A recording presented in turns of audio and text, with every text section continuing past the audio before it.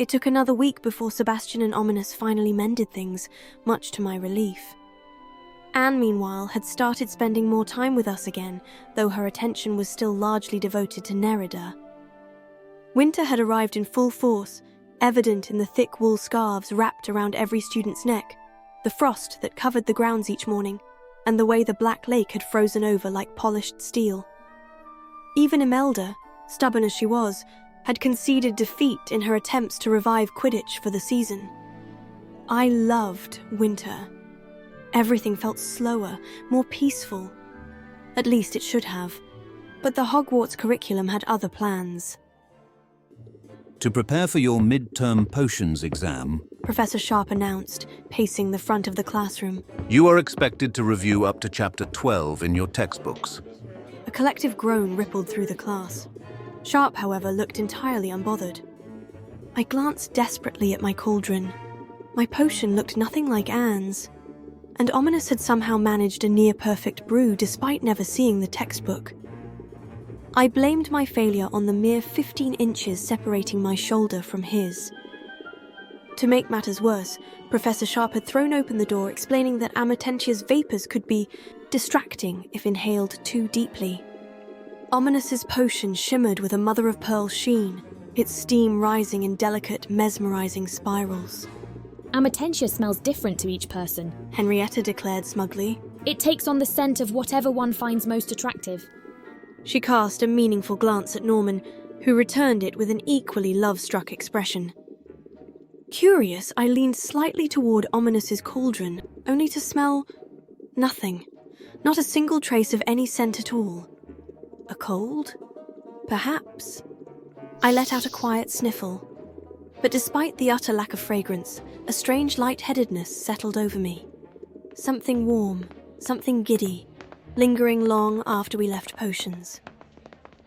Since Ominous had stayed behind to schedule his next tutoring sessions, and Anne was off with Nerida, likely to gush about what her Amatentia had smelled like, Sebastian and I found ourselves walking to our next class alone. It was the first time we'd been alone together since the scriptorium. The silence between us was unfamiliar, brittle, like the crisp, chilled air of the dungeons. It's getting cold now, isn't it? Sebastian remarked unnecessarily. His cheeks were tinged red, not just from the weather, I suspected, and he seemed oddly hesitant. Very cold, I agreed, equally unnecessarily. As if to prove my point, I pulled my scarf tighter around my neck. Too tight. I ended up half choking myself. Sebastian huffed a quiet laugh. Maybe we should stop by the Undercroft later and practice some hot spells. He winced at his own joke, eyes squinting as though he wished he could vanish into thin air. His tone was uncertain in a way I wasn't used to. He avoided my gaze, his usual confidence replaced by an uncomfortable tension. It frustrated me. Sebastian's effortless, self-assured way of expressing himself had always been a grounding force, pulling me along, making me feel safe. Furiously, and not for the first time, I cursed Salazar Slytherin's name. If I could go back in time, I would burn that wretched book before it ever led us to our ruin. Sure, why not? I said, my thoughts still caught elsewhere. A cold draft swept through the corridor and we both shivered. Although, I added absently, I'm thinking about taking a bath later, even if the temperature in the Slytherin bathroom always stagnates at not warm enough. I'm hoping that's not one of our charming dungeon features. Sebastian chuckled. From what I've heard, that's true for every common room. I wish I could heat the water with a spell or something, I mused. But I doubt casting Incendio on a bathtub would end well.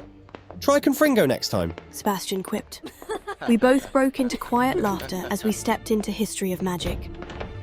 The classroom was empty except for the nearly translucent Professor Binns, who was already dozing behind his desk. As we settled onto the bench, Sebastian leaned in slightly, and the faint, familiar scent of his cologne curled around me, the same he had worn that day in Hogsmeade. Or, he murmured, we could stop by somewhere else. I turned to him, eyebrows raised at the grin spreading across his face. Heat rushed to my cheeks as he leaned closer, his breath warm against my ear. Meet me at the dungeon staircase, midnight. Bring a bathing suit. I swallowed. Apparently, Amatentia's after effects hadn't worn off just yet.